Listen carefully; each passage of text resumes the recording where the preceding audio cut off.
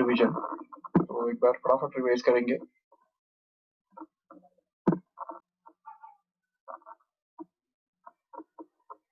Okay, तो देखो ठीक से क्या क्या हमने देखा था।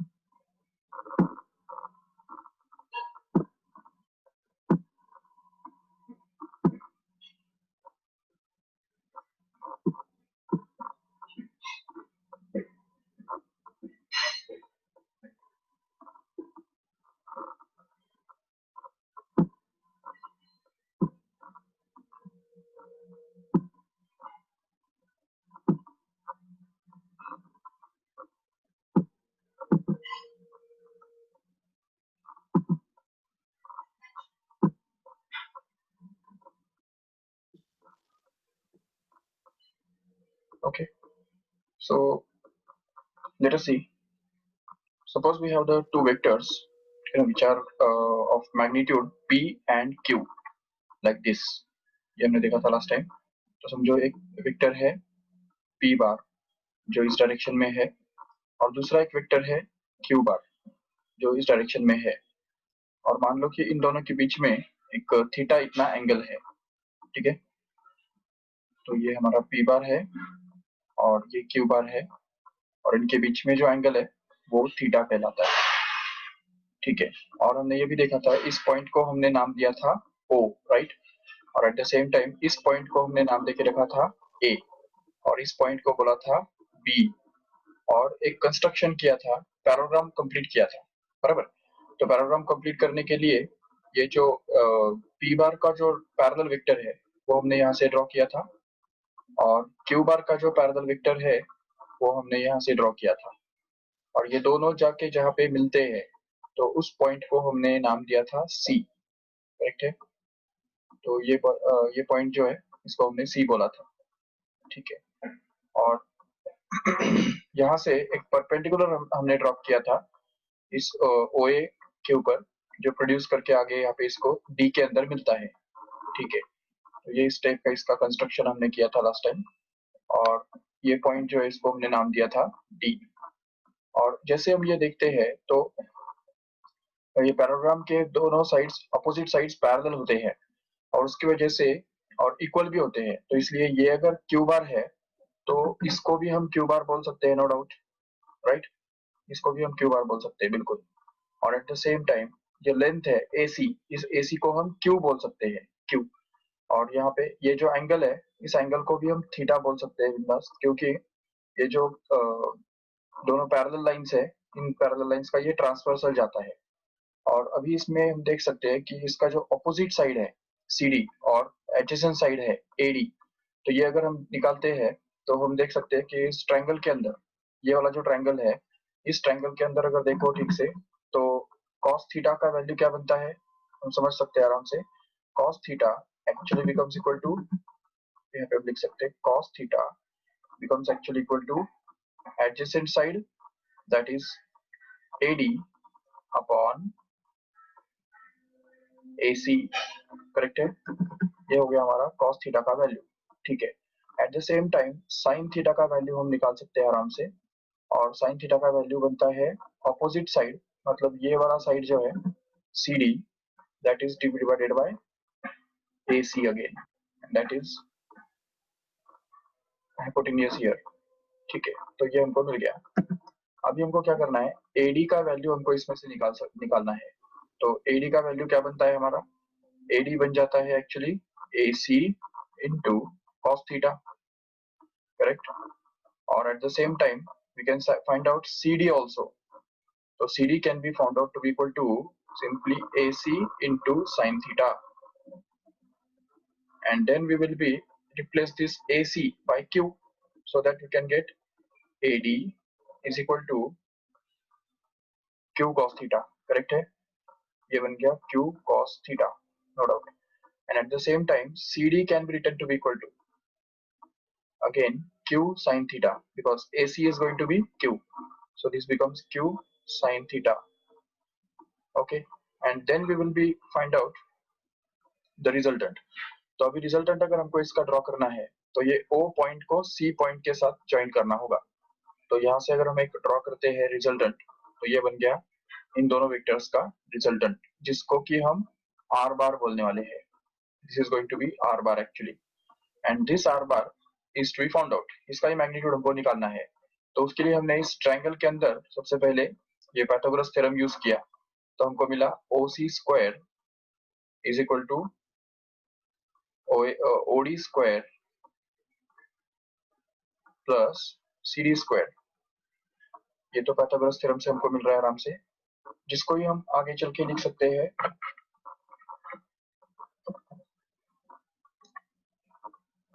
ठीक से। तो यहाँ पे OC square is kept as it is, here it is OC square, okay, which is going to be equal to OD can be split up in two parts, and we know that OD is going to be the sum of this OA and AD. That's why OD can be written to be the sum of OA plus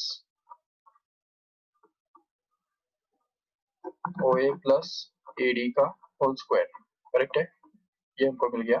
और plus CD square is kept as it is, so here it is CD square, okay.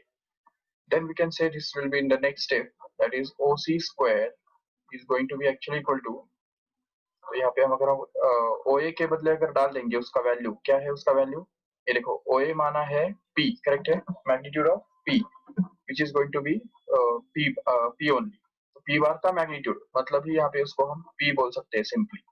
चलो ठीक है, plus अभी AD के बदले क्या रख सकते हैं, ये देखो यहाँ पे हमने ऑलरेडी प्रूव करके रखा है। AD माना क्या है, तो देखो ठीक से AD is actually going to be equal to Q cos theta, so if we replace it by that then we get this as Q into cos theta, और ये AD का वैल्यू हो गया और उसका whole square as it is, plus CD का value क्या है देखो इसमें ठीक से, तो CD जो है ये हम देख सकते हैं आराम से, it is Q sin theta, right. So if we replace it by that, then we get this as Q sin theta, the whole square as it is, and then we can find out or solve this further। तो इसको अगर और आगे जाके हम solve करेंगे, simplify करेंगे, तो हमको मिलेगा OC square which is equal to R square, right? So this can be written as R. So OC R square is going to be actually equal to, अब देखो इसमें इसको अगर P plus Q sin Q cos theta को का whole square को अगर हम एक्सपांड करेंगे A plus B the whole square के फॉर्मूला के हिसाब से, तो हमको फर्स्ट टर्म मिलेगा P स्क्वायर बिल्कुल, प्लस सेकेंड टर्म क्या मिलेगा 2 into P into Q cos theta, and plus third term जो मिलेगा तो वो B स्क्वायर वाला टर्म, मतलब इस टर्म का स्क्वायर होल स्क्वायर जो बनता है Q cos थीटा का स्क्वायर, जो बनता है Q square into cos square theta, correct है। तो Q square cos square theta हमको मिल गया, प्लस अभी नेक्स्ट स्टेप में ये जो है ये Q sin थीटा जो है उसका स्क्वायर करेंगे तो क्या बनेगा, तो वो हमको मिलेगा Q square into sine square theta, ठीक है। अभी इसको आगे सॉल्व करेंगे तो हमको ये मिलेगा R square is going to be actually equal to P square as it is plus 2PQ into cos theta as it is, so this is 2PQ cos theta, okay, and at the same time plus here Q square can be taken common from both of the terms in the bracket, तो यहाँ पे इन दोनों terms में से जो है ना, ये दोनों टर्म्स में से एक्चुअली Q स्क्वायर हम कॉमन ले सकते हैं आराम से, और अगर Q स्क्वायर कॉमन लिया तो उसमें से हमको ये मिलेगा अंदर cos square theta plus sin square theta, which will become 1 in the next step, because we know that cos square theta plus sin square theta is always equal to 1, and hence we can get this as R square is equal to P square plus 2PQ into cos theta plus Q square into 1 means Q square only, and hence we can get the value of R square to be simply equal to, तो R square का जो value है वो हमको मिल रहा है इस तरह से, R square is going to be equal to p square plus q square plus 2pq into cos theta, right? And then we can be able to find out this r only. तो r निकालने के लिए simply क्या करना है हमको, इसका square root निकालना है, बस खत्म। तो r becomes actually equal to the square root of, तो देखो यहाँ पे ये पूरा आएगा स्क्वायर रूट के अंदर।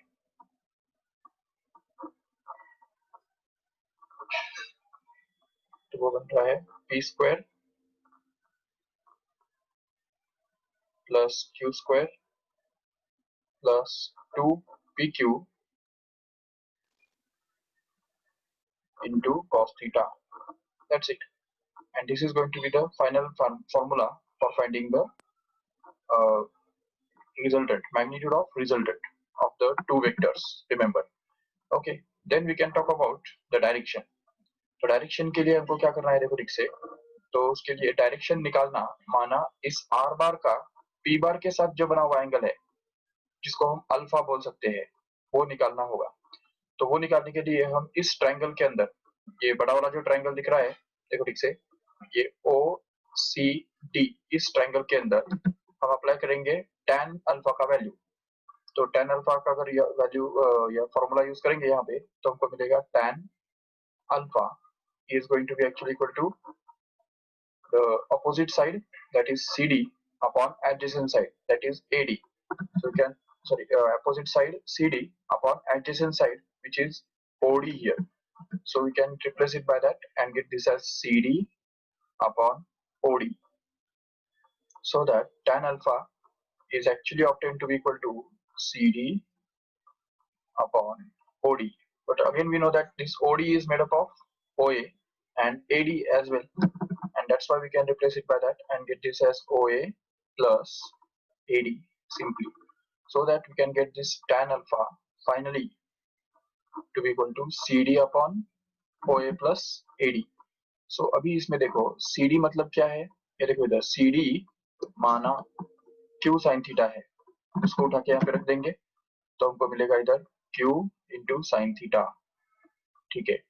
और नीचे डिनोमिनेटर में क्या मिलेगा, OA, जो कि यहाँ पे P है, बिल्कुल, और इसलिए हमको मिलेगा यहाँ पे P प्लस AD। AD माना क्या है, देखो इधर ये Q cos थीटा, जिसको हम उठा के यहाँ पे रख देंगे, तो हमको मिलेगा Q इंटू cos थीटा। तो जैसे हमने tan अल्फा निकाला, तो ये tan अल्फा का वैल्यू हमको इस फॉर्मूला से मिलने वाला है, बिल्कुल।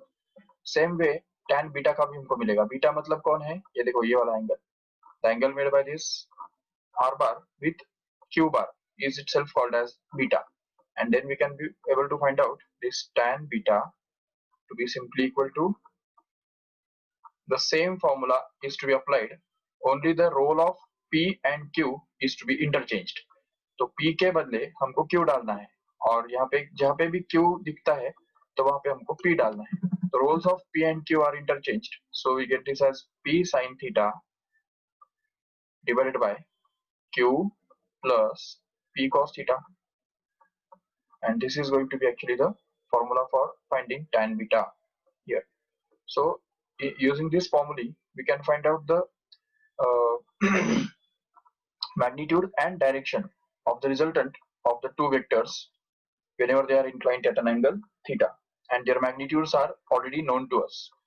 Now we have to discuss about some special cases of this same.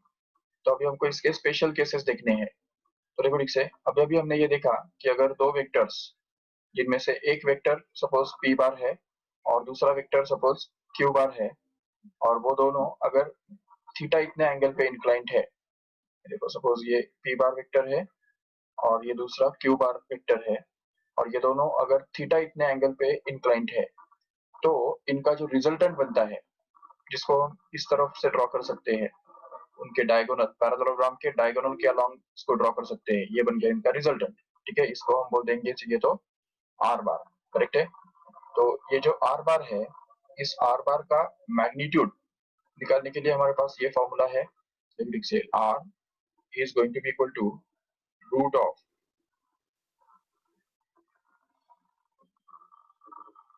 Root में ये पूरा फॉर्मूला आ जाता है, जिसमें आएगा पी स्क्वायर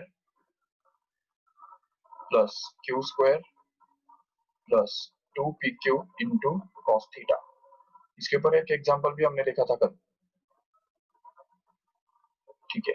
और दूसरी बात कि tan अल्फा मतलब ये जो एंगल है alpha, it is the angle made by this r bar with p बार, वो निकालने के लिए हमारे पास फॉर्मूला बनता है tan alpha is actually going to be equal to q sin theta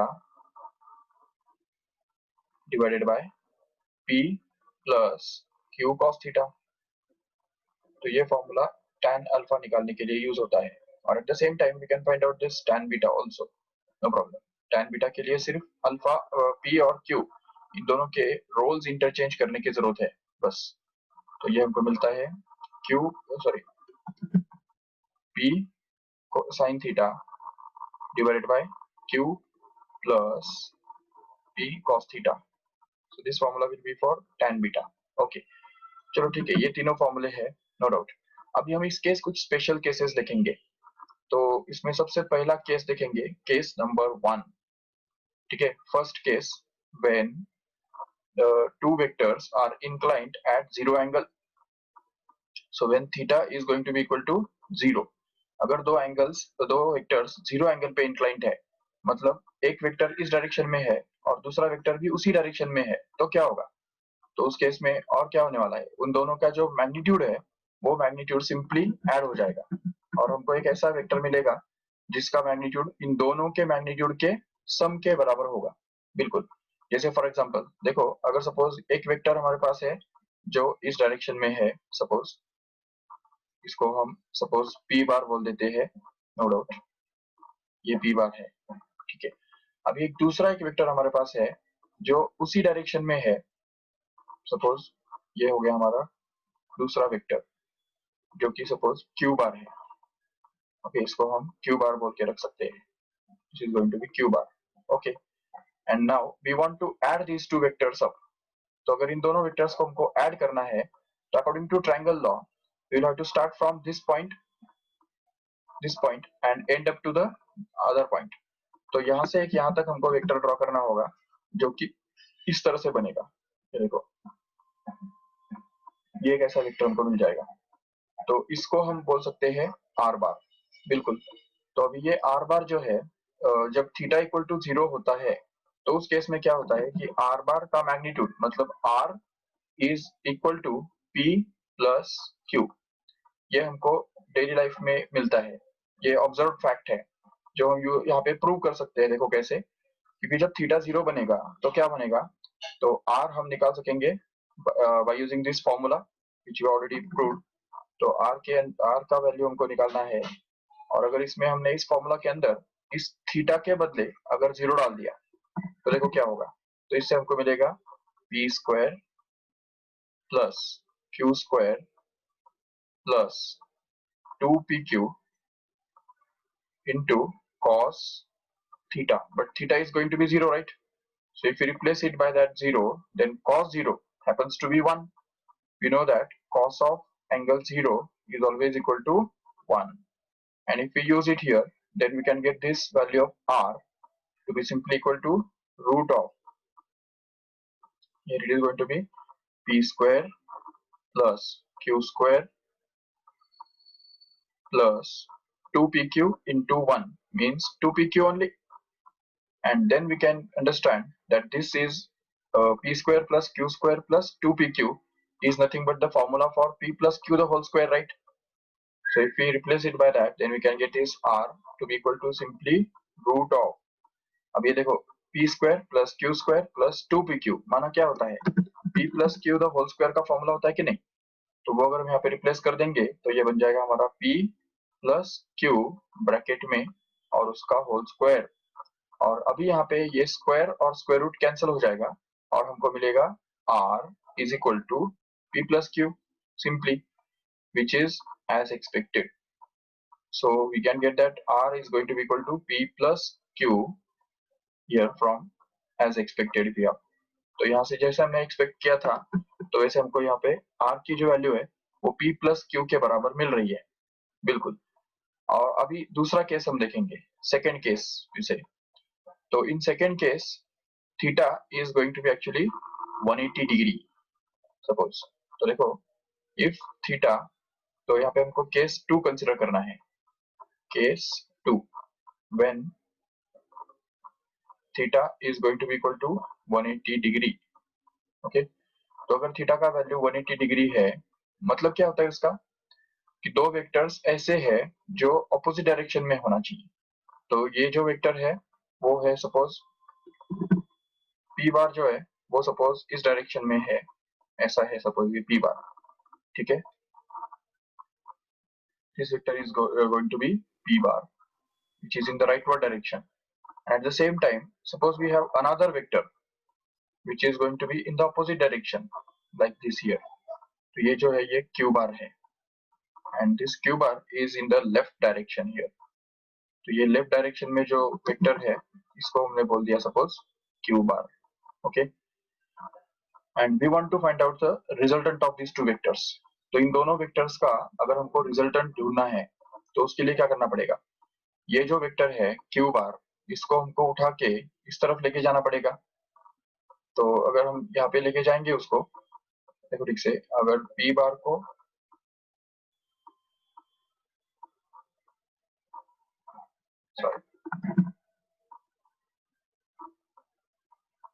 suppose ये p bar as it is हमने रखा है।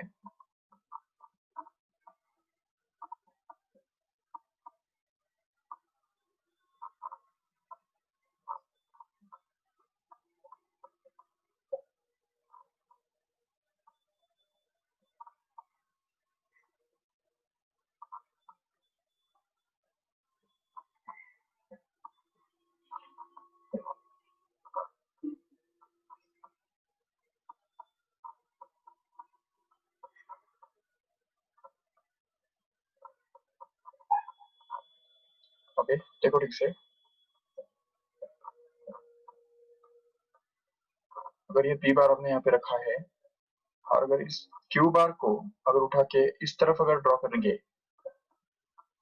सपोज ये q बार हमने यहाँ से स्टार्ट किया और इस तरफ अगर ड्रॉ किया यहाँ पे, क्योंकि वो ऑपोजिट डायरेक्शन में है कि नहीं, तो इसलिए उसको ऑपोजिट डायरेक्शन में हम यहाँ से स्टार्ट करके इस तरफ ऐसे ड्रॉ करेंगे।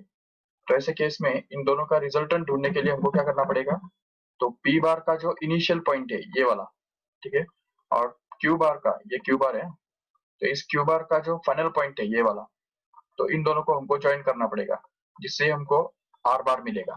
तो r bar can be drawn to be from this point to this point here. तो उससे ये मिल जाएगा हमारा r बार। तो देखो ये r बार बन गया इस तरफ, चेक करो, this is actually going to be r bar. Okay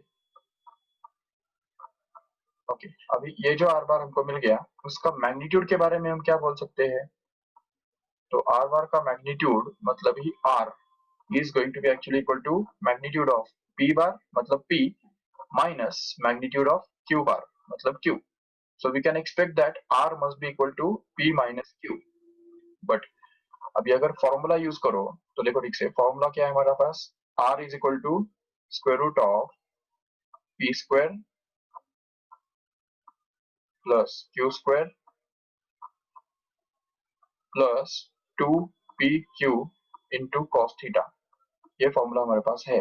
इसमें अगर हम थीटा का वैल्यू 180 डिग्री अगर डाल देते हैं तो हमको ये मिल जाता है r is equal to root of p square which is kept as it is plus q square again kept as it is and plus 2pq into cos 180।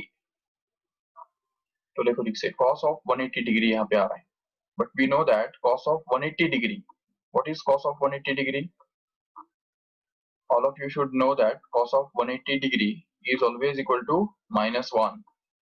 ठीक है, तो ये होता है cos of 180 का जो वैल्यू है वो -1 है, और since cos of 180 is going to be -1, you can just use it here and get this value of r simply to be equal to, तो r का वैल्यू क्या मिलेगा हमको, देखो root of, here it is going to be p square which is kept as it is plus q square again kept as it is plus 2pq into -1, correct. तो ये 2pq into -1 क्या बनता है, minus P 2pq बनता है। तो उसको अगर हम यहाँ पे लिख देंगे एज इट इज, तो हमको मिलेगा p square plus q square, and here this 2pq into minus 1 actually becomes minus of 2pq, correct है? This is going to be minus of 2pq, and then we can be able to find out this r, because we know that p square plus q square minus 2pq is again a formula. किसका formula है ये? हमको पता है a minus B का whole square का formula क्या होता है? a square plus b square minus 2ab होता है। So according to this formula, what is going to be this p square plus q square minus 2pq? It's going to be p minus q का whole square, correct है? देखो ये p minus q उसका whole square ऐसा बन गया। और अगर स्क्वायर और स्क्वायर रूट फिर से अगर कैंसिल कर दो तो हमको ये मिलेगा simply r is equal to p minus q, that's it. So here we get that r is equal to root और स्क्वायर तो कैंसिल हो गया ना, और हमको मिलेगा r is going to be equal to p minus q, simply that. So we have proved that this magnitude of resultant happens to be the difference of the two magnitudes of the two vectors when theta is going to be 180. Okay, this is the second special case we can understand, and the third special case we can see is what happens when theta is 90. Suppose the case 3 will be if theta is going to be equal to 90 degree. Okay, तो अगर 90 degree angle है दोनों के बीच में, vectors के बीच में, तो उस केस में r का वैल्यू क्या होगा? जो मैग्नीट्यूड है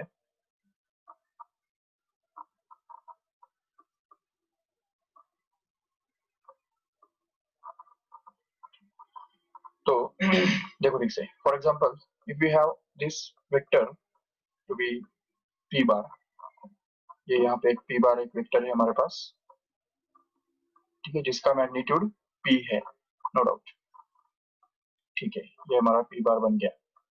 अभी दूसरा जो वेक्टर है q बार, वो ऐसा होगा जो इसके साथ 90 डिग्री का एंगल करेगा। तो 90 डिग्री का एंगल करने का मतलब क्या है? It should be like this, vertical. Okay, this is going to be your q bar. Okay, तो ये बन गया हमारा q bar. Okay, and then we can just find out the resultant of these two vectors. तो ये p बार और q बार, इन दोनों का रिजल्टेंट निकालने के लिए क्या करना पड़ेगा हमको?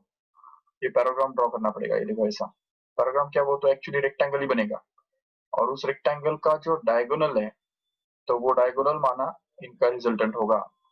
ये देखो ये बन गया diagonal. So this diagonal will be called as r bar. So this is going to be r bar. Okay, this is r bar.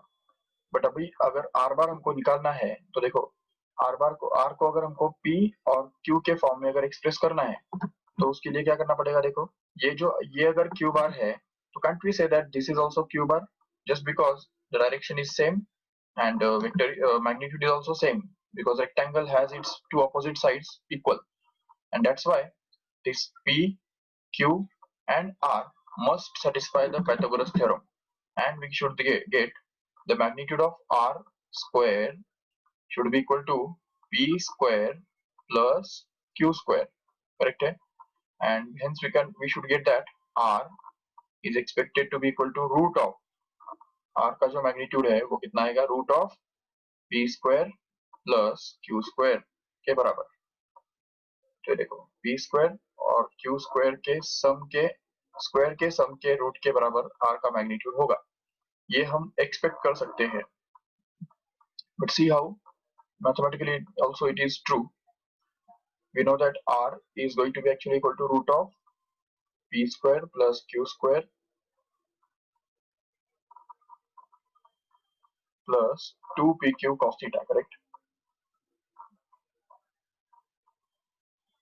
But as we know that this theta is going to be 90 here, so just replace it by that and get this r is equal to root of p square plus q square plus 2pq into cos 90. Check. Now we know that cos of 90 degree is always equal to 0, and since it is 0, this whole term will just be useless. This whole term will get vanished because ये cos 90 जो है वो cos 90 इस 2pq के साथ multiplied है, और अगर cos 90 का वैल्यू 0 बन गया तो फिर 0 into anything is going to be 0, and that's why this whole term will just get vanished, and what we are left with is simply r is equal to root of p square plus q square plus the third term is going to get vanished, means it is going to be 0, and 0 add up together with any number gives us same number only, and hence we can get this simplified as root of p square plus q square as a final. Check. So this is what we have expected from this diagram also. तो इस diagram से भी हमने यही expect किया था, जो कि यहाँ पे भी हमको वही मिल रहा है बिल्कुल. In addition to these angles, if suppose the two vectors are also equal in magnitude, अगर ये दोनों वेक्टर्स भी अगर मैग्नीट्यूड में इक्वल है तो वो जो केस है वो इस स्पेशल केस का भी एक स्पेशल केस बनता है, सब स्पेशल केस बनता है. देखो सबसे पहला केस हमने देखा था, ये देखो दो दो वेक्टर्स जो होते हैं, दो वेक्टर्स जब थीटा एंगल पे इंक्लाइंट होते हैं तो उनका रिजल्टेंट इस फॉर्मूला से निकाला जाता है, ये हमने देखा था. और उसमें से फर्स्ट केस हमने देखा कि when theta is going to be equal to 0, then what happens is this r becomes actually equal to p plus q. But in this case, if suppose if p is also equal to q, अगर p और q दोनों भी अगर equal है, magnitude में equal है, तो हमको क्या मिलेगा सीधा, then we can say that r becomes actually equal to 2p. check. r is equal to 2p, ये हमको मिलेगा बिल्कुल. और अभी दूसरा केस देखो, case 2, when theta is going to be equal to 180. So in that case, we have proved that r becomes equal to p minus q. But in this case further, if p becomes exactly equal to q, अगर p और q के magnitudes अगर equal है तो उस case में क्या बनेगा, r का जो मैग्नीट्यूड है वो एक्चुअली 0 बनेगा, क्योंकि अगर p q सेम है तो p माइनस q क्या बनेगा, 0 बनेगा, क्योंकि दोनों सेम है तो उन दोनों का जो डिफरेंस है वो तो 0 ही आएगा, नो डाउट. और तीसरा जो केस है, जबकि थीटा 90 होता है, तो थीटा 90 होने से हमको ये मिलता है कि r is equal to root of p square plus q square. In this case again, if suppose p becomes exactly equal to q, then we can just replace q by p here, so that we get this r is equal to root of, तो यहाँ पे p square plus p square once again, तो p square plus p square क्या बनता है, simply it becomes 2p square, and in the next step we can have this to be equal to r is equal to root of 2p square, and root of 2p square means r must be equal to root 2 into p simply. So this is the special case of this special case when p is going to be equal to q. तो याद रखो ठीक से, इन special cases के भी special cases है, ठीक है, सब स्पेशल केसेस बोल सकते हैं इसको. ओके, तो ये हमने अभी देखा. ओके, अभी हम एक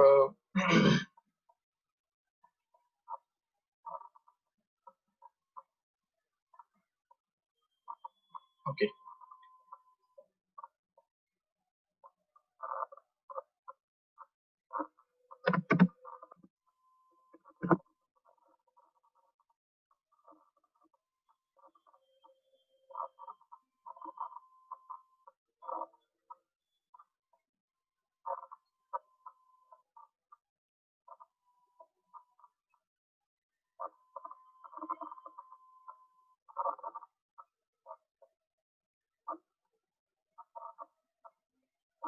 अभी हम एक सिंपल सा एनिमेशन देखेंगे जिसके अंदर हमको ये दिखने को मिलेगा कि किस तरह से एक्चुअली वेक्टर एडिशन हुआ करता है.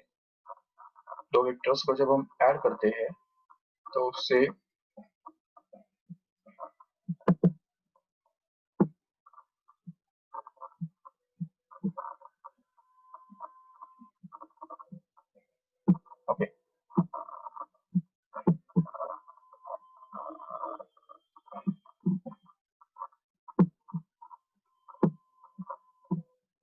Just see the animation. एक सिंपल सा एनिमेशन है जिससे हमको ये पता चलेगा कि एक्चुअली किस तरह से वेक्टर्स ऐड होते हैं। Okay, according to the triangle law. दिख रहे हैं सबकी सभी? तो अभी इसमें देखो, ये जो वेक्टर्स है, ये वेक्टर्स को अगर हम उठाएंगे, सपोज एक किसी भी वेक्टर को अगर हम उठाएंगे या चेंज करेंगे, उसका मैग्नीट्यूड अगर कम ज्यादा करेंगे, तो इस रिजल्टेंट के ऊपर उसका फर्क पड़ेगा। ये उसका रिजल्टेंट है, देखो रेड कलर से जो दिखा है ना, वो उनका रिजल्टेंट है एक्चुअली। और अभी सपोज v1 बार, ये जो पहला वेक्टर है, उसका अगर हम मैग्नीट्यूड बढ़ाते हैं, देखो ठीक से, अगर इनका हमने लोकेशन अगर चेंज किया, तो वैसे कुछ फर्क नहीं पड़ेगा एक्चुअली। इनका जो एडिशन है, it is going to be the same only, no doubt. But suppose अगर ये देखो, अभी अगर सपोज इसको मैंने टर्न किया, थोड़ा टर्न किया और मैग्नीट्यूड थोड़ा कम किया, और अभी देखो यहाँ पे, इसको यहाँ पे रखा, इसको यहाँ पे सपोज इन दोनों को अगर ज्वाइन किया इस तरह से, और इसको अगर यहाँ पे रखा, तो एग्जैक्टली वो पॉलीगॉन लॉ सेटिस्फाई करेगा। देखो ठीक से, अभी अगर सपोज मैंने इस वेक्टर को अगर इस तरह से टर्न किया, तो देखो उनका रिजल्टेंट कैसे मुड़ गया। अगर इसको हम और इस तरफ अगर टर्न करेंगे, तो इस तरह से उनका रिजल्टेंट मुड़ जाएगा, नो डाउट। तो हम देख सकते हैं कि किसी भी एक पर्टिकुलर वेक्टर को अगर हम बढ़ाते हैं या कम करते हैं, उसका मैग्नीट्यूड अगर कम या ज्यादा करते हैं, तो ऑटोमेटिकली रिजल्टेंट जो उसका है, तो वो रिजल्टेंट ऑटोमेटिकली चेंज होता है, उसका मैग्नीट्यूड और डायरेक्शन ऑटोमेटिकली चेंज होता है। और वो इस तरह से चेंज होता है जो वो पॉलीगॉन लॉ सेटिस्फाई करेगा। देखो इसे, तो इस तरह से हम देख सकते हैं। और अगर सपोज ये वेक्टर यहाँ पे हमने रखा और ये वेक्टर अगर यहाँ पे रखा, तभी भी हम इनका पैराग्राम लॉ भी हम देख सकते हैं। देखो ठीक से, पैराग्राम लॉ अगर सपोज,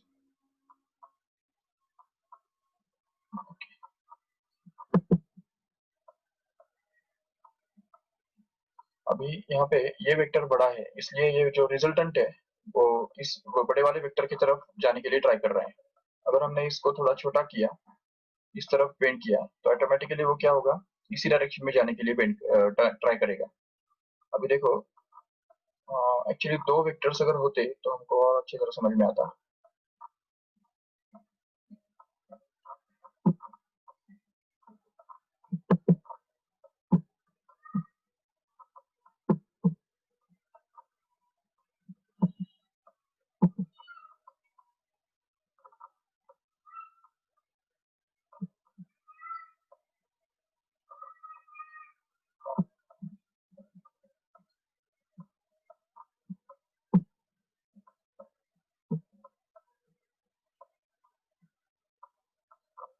यस, ओके, सो सी नाउ,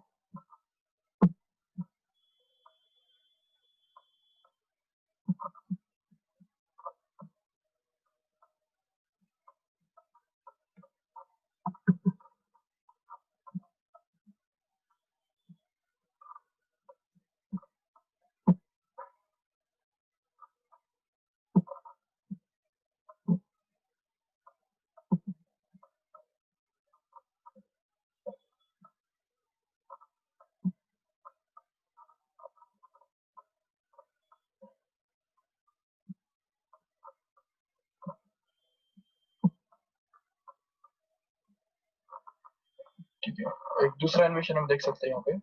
देखो इधर,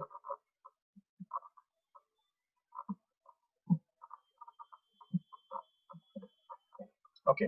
अब इसमें देखो कि अगर सपोज ये दो वेक्टर्स हमारे पास है, अगर हम इन दो वेक्टर्स में से एक का मैग्नीट्यूड अगर कम करेंगे या दूसरे का बढ़ाएंगे, तो उसके हिसाब से उनका जो रिजल्टेंट है वो चेंज होगा ऑटोमेटिकली। और यहाँ पे पैराग्राम लॉ भी हमको दिख रहा है किस तरह से वो वर्क करता है। अभी इसमें देखो, ये जो यू बार है, ये यू बार एक्चुअली, देखो इधर, ये यू बार जो है ना, वो एक्चुअली एक वेक्टर है, फर्स्ट वेक्टर है। This is going to be the first vector, this v bar is going to be the second vector, and this u bar plus v bar means w bar is actually going to be the sum of vector sum of these two vectors. Okay, and here it is the triangle law applied here, and here these two vectors are added according to the paragram law. हम ये देख सकते हैं आराम से। ठीक है, अभी देखो इसमें ठीक से कि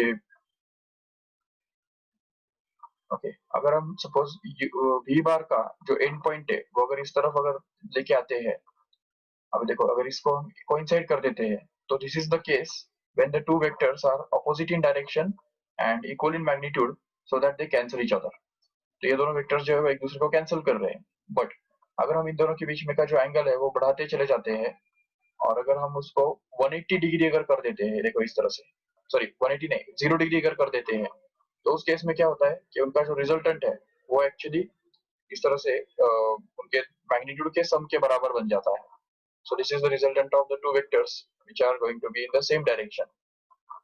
And when they are perpendicular to each other like this, then the resultant will be actually satisfying the Pythagoras theorem here.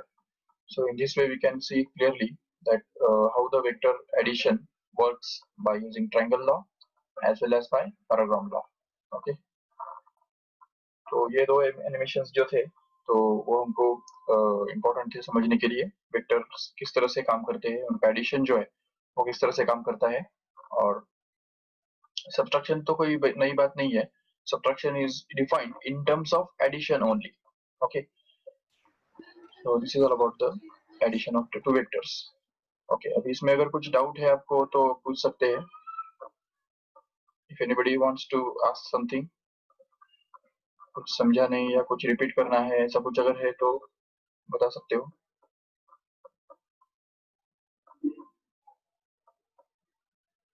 Yes anybody?